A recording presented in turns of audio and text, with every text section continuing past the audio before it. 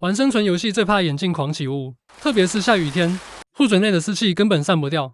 趁梅雨计时测这款电动口罩，到货后先把滤棉拿掉，矽胶面罩再割2个洞方便排气。简单组装之后马上实测。